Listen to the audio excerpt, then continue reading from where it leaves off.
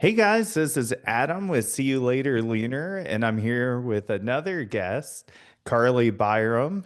And Carly has done the seemingly impossible. Not only did she win a wellness natural overall, she won the wellness untested overall as well. And I definitely wanted to highlight and talk about this because I've had a lot of bikini competitors do this and even men's physique athletes. But once you get into the more hypermuscular divisions, this ends up being a lot harder task. And when I kind of rank the divisions, I think of, fit model, then bikini. And then honestly, I think that it goes figure. And then you kind of have like physique and wellness as the battle. And recently, I've almost been thinking with how big the lower body has to be for wellness, I kind of put it in the, like almost next to bodybuilding in a way, because basically those girls arguably just have to grow their upper body. And it's just so impressive for you to win both. So I kind of want to kick off with how did that day feel to do that? Um, it was just exciting and amazing overall, to have all of my family and friends there. It felt much more relaxing. I mean, it was definitely chaotic and stressful running around, but it just felt very happy. Like, I've done this, I've worked really hard to be here, and I've done everything I can. And then to be rewarded, with the overall for both of them was just icing on the cake. That's so cool. I was thinking back before the podcast, and we started at the beginning of 2022. Mhm. Um, I believe Kayla, her last name was Reap back then. I don't remember Yeah, her real yeah. name now. She had referred you to me. I actually took a second to thank her before I popped on the podcast with you and said, I just wanted to thank you again for sending you my way because here we are, many years later, wins two overalls, tested and untested. And now we're doing a podcast together about your journey. And I was just so thankful for her sending me your way. Um, your before pictures to now are absolutely incredible, which we will definitely post these. Um, and that's what it's all about is the hard work. And one thing that's really always stood out to me with you as a client, with our work together since 2022, I think you've hardly ever missed a check-in. A majority of those check-ins have been on the Zoom calls when once life kind of settled down and you got things squared away. You had a lot of life change in a good way for you. And you were just so consistent day in and day out. And when I work with so many competitors over the history of my career, that definitely stands out. And one of the things that comes to mind is, what is one of the reasons that makes you successful in this? So, what do you think prevents you from burning out? Like, kind of what a lot of other people might say is when they've been doing this, not only as long as you have, but as consistently and, just as accurately as you have over all these years. Tell us a little bit about that. It's definitely just something that I really enjoy is the consistency. I mean, everyone around me knows that I just like to do the same thing, honestly. Like, so eating the same foods, having the same training, like, I definitely get fatigued just like anyone else. And that helps with when we change up the training. Um, I think the biggest thing for me is like in the back of my head, I just like always remind myself that it's me against me. And if I want to get bigger, if I want to be better, I'm like, you have to keep pushing the same weight. No, you have to push more weight now. Like, you've got to get bigger. You've got to do this. Like, if you want to look good, it's not just about looking good, it's like just getting better in general. And so that's what I tell myself when I don't want to do something. And then once I've done it, I'm like, I'm proud of myself. There's definitely been times, it probably sounds crazy, where I don't want to hip thrust. And I do anyways, and I'll do like a really heavy weight and I almost like tear up. I'm like, I'm proud of myself. Like I did that. Like, keep going. The mindset going into the gym, I think that sometimes we just don't want to do it all the time. But once you get in there and your foot hits the lifting platform or the hip thrust platform, you know that there's nothing more to it than but to do it and do it as hard as you can. Right. You definitely get the initiative once you're there, and that's what everyone says is like you don't get the motivation prior, you get the motivation once you're there, which is definitely very true. Like once I start going, I'm like, I want to stay here a little longer. I want to like do more things. I'm motivated now. That's amazing. You mentioned structure, and interestingly enough, we do flexible dieting with you. Uh, has that been helpful for you on your journey? You said you kind of like the same food, so you probably don't switch it up a whole lot. But do you think that's helped you last as long in the journey as you have? I definitely think so. I think if I was being like when I hear people have like set meal plans, I'm like, oh, my coach doesn't do that for me. I'm like, I'm like, I'm straight macros. That I he just I mean, obviously we did a meal plan initially to like make sure I'm eating the right things and hitting the right things that I need to do. Um, but once you get adjusted, if I wanted to change things out, if I wanted to eat like say an extra string cheese, I feel like that helps. It allows me to be a little more flexible with when I'm hungry. I just have to cut back maybe later in the day. So I enjoy it a lot. It definitely helps with, like you said, the flexibility. And, you kind of hear it from other competitors on my team who are on meal plans. They tend to know less about food. And as a coach, you've got to be able to offer both. If it's truly custom coaching, you've got to be able to teach both sides. And I do think for beginners, even long ago when we started, I typically always send a sample meal plan just to show you guys how to hit your macros.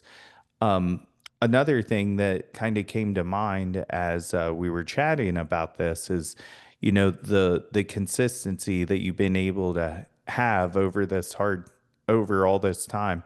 What has been maybe the hardest part of this journey for you?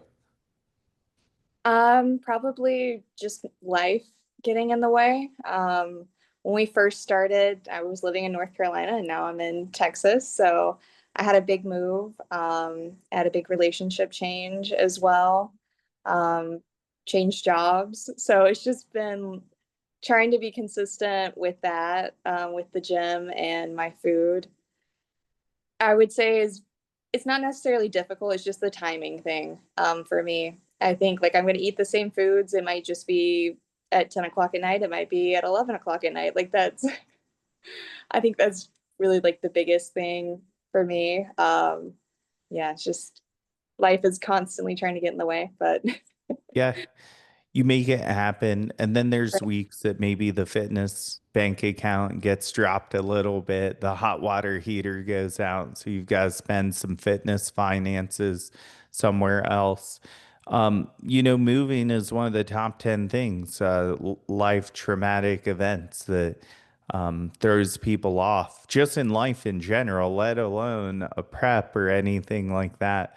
And that was a time for me as a coach that wasn't steady water for us. So I was interested to see how you were going to handle that. Because when you get these messages from clients, you're thinking, are they going to quit or are they going to really like level up and keep going? And one thing for me as a coach, when I see, I think that might have been the one time, as we were talking earlier, that maybe I didn't hear from you as often, but I did always hear from you. It may not have always been Tuesday, but it was like on Friday I heard from you. So yeah. I would start wondering, am I going to hear from her? And boom, like there you are. And that's kind of when I knew, we had already been together for a while, but I knew you would, you know, achieve your goals from there because that's a really hard test to pass, and you were able to pass it with flying colors for sure. It Um, definitely easy for sure. so let's go back to our first show. It was in 2023, if Yeah, I'm correct. yeah, It was the same day as USA's. It was the same weekend as my moving weekend out, or I'm sorry, it was my second year anniversary here in Las Vegas. And you competed the same day as USA's.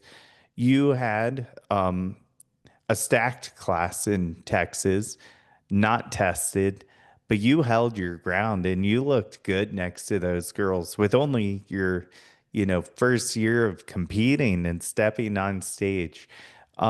What did that feel like, and how did that make you feel as like a natural going in to that show, first time ever as a deficit, and just getting in there and um, like really facing the challenge. I think that in bikini fit model, a little easier to get away with it, but you're in wellness. That had to feel a certain way going in like that. yeah. So I was super excited and but also overwhelmed because I had no idea what I was expecting. I felt like every aspect of that show kind of threw me for a loop. Like I think I told you, me and Alicia, we had practiced my posing. We were planning for about 20, 30 seconds, and then they're lining us up backstage, and I am asking the woman, like, how long do we have? And she's like, 10 seconds. I was like, oh my God, okay, like I'm not ready for that. Like it was just and there was someone backstage, one of the other girls that asked me if I was doing bikini. She was like, "You have perfect legs for that," and I was like, "Well, that's not what I'm doing." So it was just a lot of things. I was like, "No, I'm ready for this." I've worked hard to get here, and it was just, I mean, it was exciting, and I learned so much from it, and it definitely put me in a better place for my second show so much. Absolutely. I think facing that challenge right out the gates makes everything feel like a little bit easier. So, you get used to a hotter temperature, so to speak. Kind of back to what that girl said. Um, I think sometimes people just genuinely are like clueless, but I think sometimes people do like the gym intimidation thing backstage. She may have known you were in wellness, saw you at registration, like you never really know. Sometimes it's hard to brush off comments like that, especially your first time competing. Um, and then I loved when, one of my biggest goals for you on that show day was one for you to be competitive, even though knowing we are going into a deficit. At that point in time, they hadn't really announced more NPC natural shows, but we knew we were going to grow and still compete in the NPC. It was just by chance Tyler had made his announcement, and you were one of the first people I messaged. Like, I am so excited about this for you. Um, and one of my biggest things was, as a coach, I wanted to make sure, even though you knew I was at a national show, that I like had your back for support. And when you sent me your stage shots, I'd never gotten to compare you to anybody else, and I was blown away. So now fast forward to you signing up and just saying, I'm going to put the time in for me to be competitive. And we did a pretty long off season, and we really mapped out this year. Our year still is not over. We're going into the Ben Weeder. But what would you say, um, out of like our coaching experience, maybe patted you on the back the most, or maybe made us execute this off season, or even just in our long time together? What changes have you seen with See You Later Leaner over the years that were like great additions, or things that just helped you take it to the next level from show one to show two and technically three, even though they were the same day? I would say the Zooms, that's like been the biggest thing is it holds me accountable. Like I know I have to, instead of just submitting my check-ins. I'm like, I'm gonna be on the check-in. I'm gonna talk about it. I'm not gonna because I don't think I ever told you this, but like I sometimes I get really anxious. Like I used to get anxious sending my check-ins because I would be like, I don't know what you're looking for. I'm like, am I doing the right thing? And so now, like having a better idea of what I'm doing just in general, it doesn't make me anxious. And I'm like, okay, I'm ready to talk about it. I'm ready for you to tell me. I almost in my head, I'm like, okay, I think he's going to tell me this. I think he's going to say, we need to cut or we need to add this. And I'm almost right 9 times out of 10 now. So it's exciting to just feel like we're in a good flow of, you know me as a client. And if I'm not on the Zoom, you check in on me. You're like, you didn't go MIA on me. Because that's definitely something I could have done in the past is kind of get out of the loop and then just keep following that. So the Zooms being there every week. And if I'm not there, you know I'm not there and you reach out. So just a great coach in general, I think has helped. Coaches need structure. I think athletes need to hear that because for me to be able to reach out, it requires that initial consistency. Because if you're like, every couple weeks you log into the Zoom, it's hard to realize you're missing, when you're not showing up as often. And I'm glad you mentioned that because still to this day, Tuesday is my only Zoom day that I have twice a day. And I want to grow and elaborate on that. So as other listeners come in, my clients have the option to just text their check-in over and get audio feedback. But I take an hour a day that people can either just ask questions or you guys are welcome to do your check-ins through Zoom and get your feedback live so you can hear what kind of changes I'm making to other athletes and just overall life advice. And one thing that you said that stood out is getting to know you better because the change of 2022 to, I think I brought the Zoom check-in option in around like 2023, mid 2023, and it has been a game changer for me as a coach.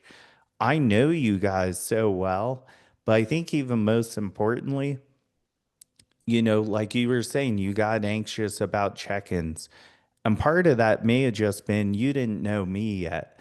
So you get a recording and your heart might drop, wondering like, is this guy a dick behind scenes or is he going to be negative? And I think we often in our prep and competition lifestyle tend to base how we think someone is going to respond based on um, nurture versus nature a little bit. So if you've been around a lot of negativity, not saying you have, but let's say people who have been, they might be afraid that I'm going to yell or respond at them in a certain way. And this really gets you guys a chance to realize, oh, that person just talked about binge eating and he was firm with them, but he showed a lot of care and compassion and how he got this person back on track.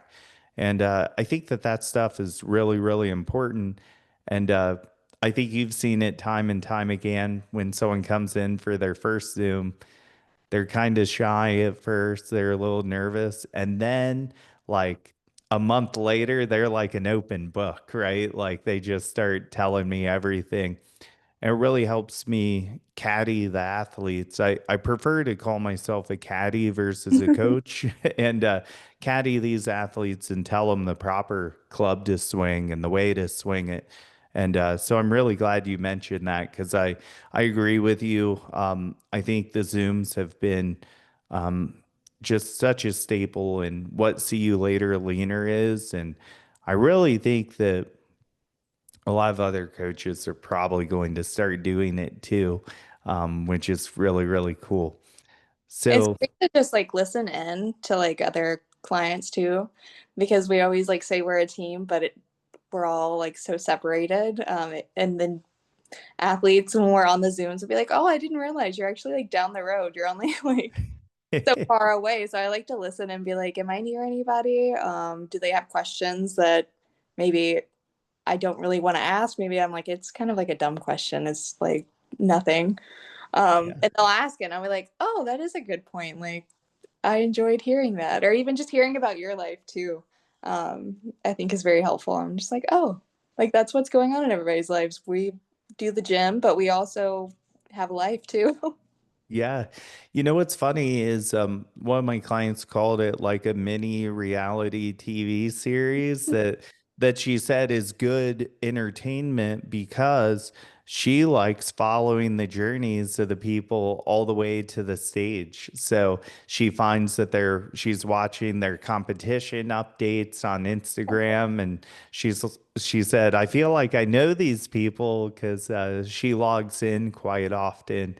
And, I have people on the Zoom like Emily and Michelle who are almost always on just listening in because they're really students of the game. And that's what's great is you don't even have to check in. You can just come in, listen in, and learn. And I think that's such a big difference because sometimes coaches are just afraid to teach you because I guess job security, right? But at the same time, teaching allows clients to execute better.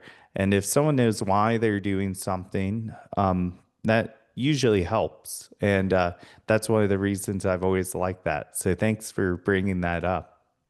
That actually reminded me of like another like thing that I've noticed is you've asked for more form checks. I feel like recently, and I enjoy that. I did it first because I feel like anyone kind of gets a little nervous like recording in the gym. It's especially if it's busy, but it just holds me accountable. Like I'll watch my form videos and be like, oh, so like you're moving the weight really quickly. It must be a lot easier than it is in your head.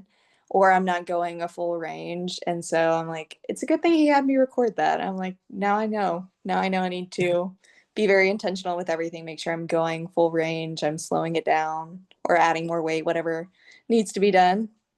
Absolutely. Yeah, and you've been great about sending those. I think people get a little shy to film in the gym because I've had some of my Gen Pop people say this, so like, who am I to film myself in the gym? And it shouldn't be that way. Everyone wants to get better. And one of the benefits of online training is you don't have to wait for that perfect time slot, or if your schedule changes and you can get into the gym earlier, you don't have to hang out at Starbucks for 2 hours until your personal training session. And it's a really good way to get like a hands-on approach from afar. And I'm really glad you brought that up because the form checks have really brought me into check on what people are actually doing in the gym. Mhm. And I find a lot of people can lift heavier than they think that they can. So that's really awesome that you bring that up. So now going from 2 overall wins into the weeder, how are you feeling? We've been kind of staying pretty high on calories. We're about to reel things in for the final stretch here. You're probably starting to see potentially some of your competition pop up on Instagram here and there. Um, how does it feel? How are you feeling? It's a weird mix of emotions, I would definitely say, like from my first show to this show, or even going into my third show, just where my headspace is. I feel like in my first show for bodybuilding, I was just like, I need to be skinny for stage. I need to be lean. And going around this time, I feel like we didn't come in quite as lean, not as hard as we did in my first show, and I think that was to our benefit. I know we're going to go in a little bit leaner this time because that's kind of where our edge is when we don't quite have the glute size Yep. just yet. So it's like a weird mix of in my head, I'm like, I want to get bigger. I'm like, I want to get bigger. I'm like, I need to eat more. I need to versus like coming off my first show, I was like, okay, like I'm skinny. Like I've never been this skinny, like this lean in my life. I've never seen all of these muscles. I want to maintain this. And being in that weird in between now of we're not just going straight into 2 years of growing and putting on mass. We're gonna stay kind of lean. Like we're gonna stay in this weird position. but my mindset has changed and I'm ready to put on size.